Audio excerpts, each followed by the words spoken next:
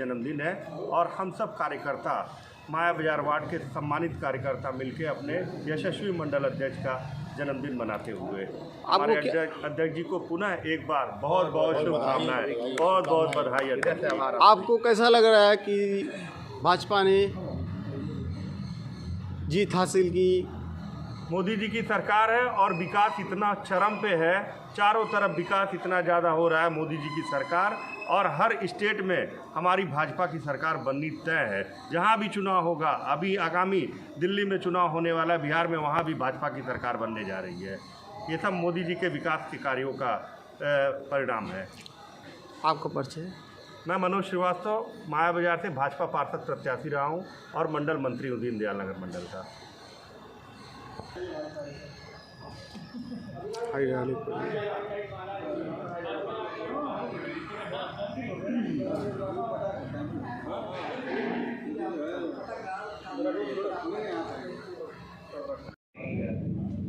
जिसमें एक के बाद तीसरे बहुत सारे मजमूए कलाम लिखे हैं, उनकी काविशों से, उनकी कोशिशों से मंजर यहाँ पर आ चुके हैं। मैं ज़्यादा ताख़ीर न करते हुए आज जनाबे तारकेश्वर नाथ, लेकिन उर्फ़ आम में अदबी दुनिया में TN श्रीवास्तव वफा गोरखपुरी के नाम से जाने पहचाने जाने वाली शख्सियत आलिम के वफा गोरखपुरी साहब, आपका बहुत बहुत इस्तकबाल है। और जैसा कि मैं देख रहा हूँ कि 23वां गज़ल संग्रह आपका आ चुका है, तो आज के दौर में जब लोग कागज़ और कलम से अपना रिश्ता बहुत दूर कर चुके हैं, इन हालात में आप कैसे वक्त निकालते हैं जबकि आपका 23वां गज़ल संग्रह सामने आ चुका है एहसास वफा की शक्ल में? देखिए, ऐसा है, उर्दू से मेरा शुरू से ही लगाव रहा है। मेरे वालिद साहब, वालिद तो नहीं, वालिद के वालिद साहब शायर थे, और वो जब मैं पढ़ता था, करीब BA प्रीवियस फाइनल में था, तभी वो हमको शेर सुनाते थे, वो बड़ा अच्छा लगता था। एक बार ऐसा हुआ कि वो बहुत सख्त बीमार थे और उन्होंने कहा कि बेटा तुम थोड़ा बहुत शायरी करते हो, मेरे पास आओ, कोई शेर सुनाओ। तो मैं उस ज़माने में उनको एक शेर सुनाया। दुश्मनी से दोस्ती को हम निभाते जाएंगे, आग नफ़रत की हर एक दिल से बुझाते जाएंगे, और तुम हमारे राह में कांटे बिछाओ, शौक़ से हम तुम्हारे राह में गुल को बिछाते जाएंगे।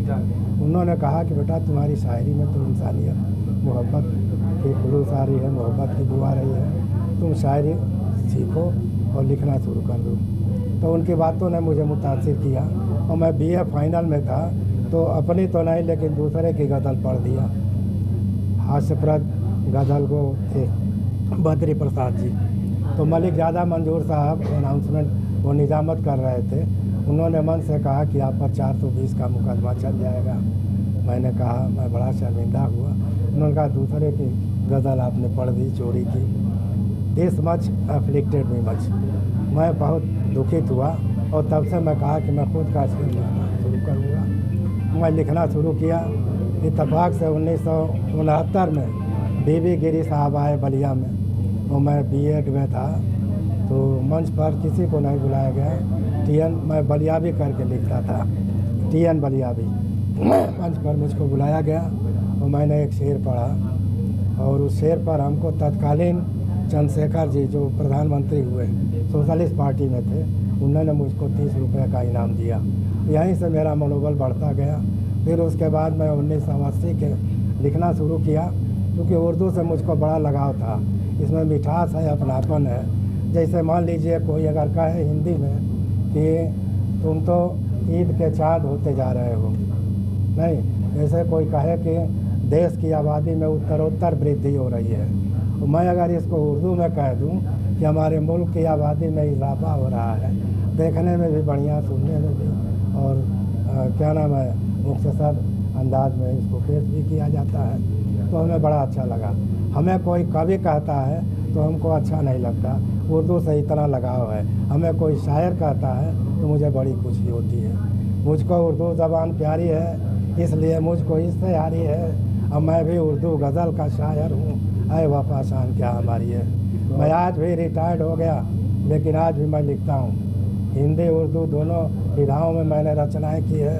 और मेरा तो बल्कि ये भी है, आने वाले समय में हमारी 24वीं गज़ल संग्रह भी आवे, मैं लिखता रहूँ। बाबा साहब गज़लें तो सबने कही हैं, बेशक। लेकिन मैंने पढ़ा है कि आपने ब्रेल लिपि में भी जो है ब्रेल कुछ कहा, लिपि में। उसके बारे में बताइए। ब्रेल लिपि में हमारी 2 गज़लें हैं हिंदुस्तान के बहुत शायरों और वो की। किसके लिए ये भी बताइए। वो दिव्यांगों के लिए जो उसको पढ़ सकें, जो नेत्रहीन है उनके लिए गज़ल है जो उसको पढ़ सकें ब्रेल लिपि में। जी।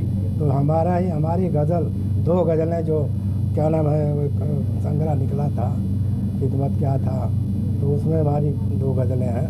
तो उसमें ब्रेल लिपि में अंधे पढ़ते हैं। और APJ अब्दुल कलाम साहब ने जब आपको अवार्ड दिया, बेशक राष्ट्रपति पुरस्कार से आप सम्मानित भी किए गए, कैसा महसूस किया उस वक्त आपने? ऐसा है, वो तो अजीब मंजर था। 18 सेकंड का समय मिलता है हाथ मिलाने का, वो प्रमाण देने का। मैं 35 सेकंड ले लिया। जब मैं गया वहाँ पर तो मंच पर अब्दुल कलाम साहब से मैंने एक शेर पढ़ दिया। हाथ मिलाए, दे रहे थे इनाम, मैंने एक शेर पढ़ा। मैंने कहा sir I want to recite a शेर। उन्होंने कहा यू ए पोएट आल्सो। मैंने कहा not only a poet but a शायर आल्सो। उन्होंने कहा not only educationist but a शायर आल्सो। उन्होंने कहा हाँ बेटा पढ़ो। बगल में मंत्री जी थे, कैबिनेट मंत्री, कह रहे थे सर आपका समय हो गया। मेरा हाथ पकड़े हुए हैं, वो मेरा हाथ पकड़े हैं। मैंने कहा मैं तो कुछ भी न था, मगर मुझको आपकी दृष्टि ने किया ऊँचा, और हौसला आपने जो मुझको दिया, मैं वफा और हो गया ऊँचा। कलाम साहब भी मेरा हाथ नहीं छोड़ रहे हैं। अजीब मंजर था। 35-40 सेकंड में ले लिया। और यही था, वो शेर इतना अपील किया कि मेरा फोटोग्राफ मक्का मदीना में कलाम साहब के साथ लगा है। ये भाई से फ़ख्र की बात है। उर्दू पूरा देश विदेश के पत्रकार आते हैं, और मेरा मक्का मदीना में भी कलाम साहब के साथ मेरा फ़ोटो लगा है। तो उर्दू से लगाव है, आज भी मैं लिखता हूँ, लिखता रहूँगा। Professor R.D. राय साहब, आप गोरखपुर विश्वविद्यालय के अंदर पूर्व हिंदी के विभागाध्यक्ष रहे हैं। सर ये बताइए कि आपने गोरखपुर की गंगा जमनी तहजीब को बहुत करीब से देखा होगा, और आज उसी एक गंगा जमनी तहजीब के नुमाइंदा शायर वफा गोरखपुरी के आज 23वें गज़ल संग्रह का यहाँ पर विमोचन होना है। तो मैं चाहता हूँ कि गोरखपुर की गंगा जमनी तहजीब और वफा गोरखपुरी किस तरह से आप देखते हैं? अच्छा सवाल किया है आपने। गोरखपुर की पहचान गंगा जमुनी तहजीब के कारण ही है। इस शहर ने उर्दू और हिंदी दोनों ही क्षेत्रों को महत्व दिया है। वफा गोरखपुरी का यह 23वां गज़ल संग्रह है। इससे पहले आए हुए 22 संग्रहों को भी मैंने देखा है, पढ़ा है, और पूरे विश्वास के साथ मैं कह सकता हूँ कि फिराक गोरखपुरी के बाद वफा गोरखपुरी ने अपनी पहचान बनाई है। आगे चलकर ऐसा कोई प्रश्न खड़ा होगा या ऐसा कोई इतिहास लिखा जाएगा कि गोरखपुर के 2 महत्वपूर्ण उर्दू शायरों का नाम बतलाइए, तो निश्चित रूप से फिराक साहब के बाद वफा गोरखपुरी का नाम लिया जाएगा। हिंदी और उर्दू, या कि उर्दू और हिंदी की बात उठी है अभी, मैं ये कहना चाहता हूँ इस अवसर पर, दोनों में भेद नहीं है। अभी पहले डॉक्टर साहब ने बतलाया, दिल्ली से आए हुए हैं, कि उर्दू और हिंदी दोनों बहनें हैं। मैं कहना चाहता हूँ कि दोनों सगी बहनें। उर्दू ने हिंदी को आगे बढ़ाया है और हिंदी ने उर्दू को आगे बढ़ाया है। अपने भारतीय संविधान में भी 22 भाषाएं हैं। 8वीं अनुसूची में उर्दू भी एक है। उर्दू एक महत्वपूर्ण भाषा है, बहुत प्रभावशाली भाषा है। कई बार हिंदी की वकालत करते हुए हिंदी के विद्वान या कि हम सभी लोग कह बैठते हैं, उर्दू को लेकर प्रश्न खड़ा करते हैं, लेकिन ठीक से देखा जाए बिना उर्दू की शब्दावली के, बिना उर्दू के विशेषणों के हिंदी थोड़ी दयनीय नज़र आती है। और जब उसमें उर्दू की शब्दावली आ जाती है, उर्दू को प्रवेश मिल जाता है, तो हिंदी और प्रभावशाली हो जाती है। पूरे संसार में 2797 भाषाएं हैं, 2797 भाषाएं, 3 कम 2800। और उनमें भी कहा जाता है और सर्वेक्षण निकलकर सामने आया है कि 13 भाषाएं महत्वपूर्ण हैं दुनिया के स्तर पर। उन 13 भाषाओं में हिंदी का नाम तो आता ही आता है, सीधे उर्दू का नाम न आकर के बल्कि अरबी का नाम आता है। यानी दुनिया की 13 महत्वपूर्ण भाषाओं में अरबी का नाम और हिंदी का नाम आता है। जाहिर है उर्दू का प्रस्थान अरबी से ही हुआ है। तो उर्दू ने अपना एक महत्वपूर्ण मुकाम हासिल किया है, यह ज़रूर है। हिंदी वाले भी ऐसा कर रहे हैं और उर्दू के शायरों को भी चाहिए कि जो उर्दू की शास्त्रीयता है, यानी उसका जो शास्त्रीय ताना बाना है, उससे थोड़ा निकलकर लोक की ज़बान को लेते हुए गज़ल के क्षेत्र में आना चाहिए, सामने आना चाहिए। ऐसा होने से होगा यह कि हमारा महत्वपूर्ण शायर आम जन के पास तक पहुंच सकेगा, आसानी से पहुंच सकेगा। आज के अवसर पर वफा गोरखपुर साहब को मैं बधाई देना चाहता हूं इस महत्वपूर्ण कृत्य के लिए। और अभी बातचीत में जानकारी मिली है मुझे कि वफा साहब 77 वर्ष के हो गए हैं। मैं कहना चाहता हूं कि सर्वोत्तम और श्रेष्ठतम 75 के बाद ही आता है। मैं नहीं कहने जा रहा हूं कि 23 आ चुका है तो कहीं से कोई कमज़ोर है, लेकिन श्रेष्ठतम और सर्वोत्तम देने की उम्र उनकी अब आई है।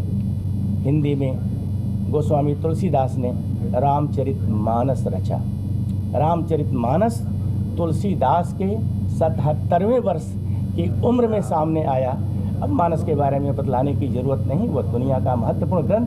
वैसे ही वफा साहब भी कोई एक महत्वपूर्ण ग्रंथ अब 77 के बाद लेकर हमारे सामने आएंगे। उनको बहुत बहुत बधाई।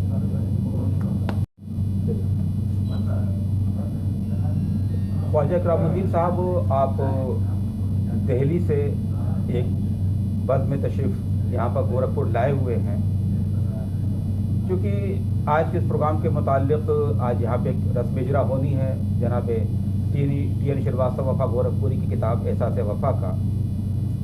आज इसी हवाले से हम आपसे गुफ्तगू कर रहे हैं कि जो इस तरह की किताबें मंजर आम पर आ रही हैं, उर्दू की किताबें, उर्दू के लिखने वाले, उनको क्या ज़रूरत पड़ गई कि वो अब हिंदी में अपना कलाम लोगों के रूबरू लेकर के आ रहे हैं। पहले तो मैं बहुत मुबारकबाद पेश करता हूँ वफा गोरखपुरी साहब को कि उनकी ये 23वीं किताब जो शेरी मजमुआ है एहसास वफा की रस्म इजरा हो रही है। पहले मैं इस किताब के हवाले से बात करना चाहता हूँ। उसकी वजह क्या है कि ये गोरखपुर की जो धरती है वो हमेशा इल्म व अदब की धरती रही है। वो रघुपति सहाय की बात करें या टी.एन. श्रीवास्तव साहब की बात करें तो ये एक गोल्डन चेन है। और इस गोल्डन चेन को हम कहते हैं कि ये अदीबों और शायरों का गोल्डन चेन है, जिसने हमारे समाज को, हमारी सभ्यता और संस्कृति को, हमारी तहज़ीब व सकाफ़त को अदब के ज़रिए पेश किया। और ये बहुत बड़ी बात होती है कि देखिए दुनिया के बहुत सारे ऐसे शहर हैं जहाँ बहुत बड़े बड़े लोग पैदा हुए, उसके बाद उस शहर में वो सिलसिला ख़त्म हो गया। शुक्र की बात है कि गोरखपुर जैसे शहर में जहाँ फ़राक का नाम लिया जाता है, मजनू का नाम लिया जाता है, वहाँ वफा साहब भी अभी बाहयात हैं। और सिर्फ बाहयात नहीं हैं बल्कि लिख रहे हैं, पढ़ रहे हैं और शायरी के ज़रिए अपनी सभ्यता और संस्कृति को पेश कर रहे हैं। तो हम ये कह सकते हैं कि वो उस गोल्डन चेन का सिलसिला अभी ख़त्म नहीं हुआ है। उस सिलसिले की एक बहुत अहम कड़ी वफा गोरखपुरी साहब हैं। और ये गोरखपुर की धरती का एक कर्ज है कि इल्म अदब के एतबार से जो शख्स काम करता है उसको किसी न किसी प्लेटफॉर्म पे हमें एतराफ़ करना चाहिए कि उनका ये अदबी और तहक़ीक़ी काम है। मैं इतनी दूर से सिर्फ इसलिए आया कि मैं ये समझता हूँ कि अदब का काम करने वाला शख्स दुनिया के या हिंदुस्तान के किसी भी धरती पर हो, उसकी पजीराई होनी चाहिए, तहसीन होनी चाहिए, एतराफ़ होना चाहिए।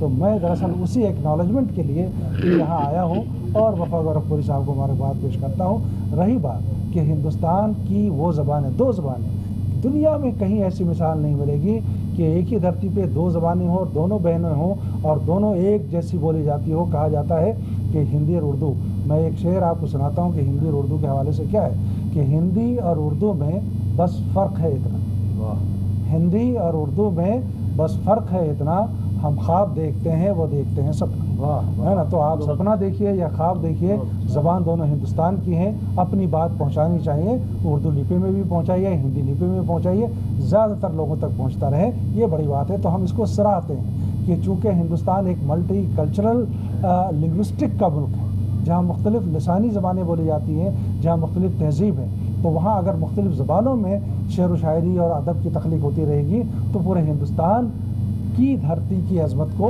बुलंदी मिलेगी। तुम्हारा ख्याल है कि उस बुलंदी के सिलसिले में वफा गोरखपुरी साहब का भी नाम शामिल। ख्वाजा इकरामुद्दीन साहब, आपका बहुत तवील अरसा उर्दू ज़बान की खिदमत में गुजरा है, तो मैं ये चाहता हूँ कि आज इस वक्त मौजूदा हालात में उर्दू ज़बान का जो है मुस्तक़बिल क्या है और हाल में उर्दू ज़बान कहाँ तक परवाज़ कर रही है, इसके मुताबिक ज़रूर बताएं।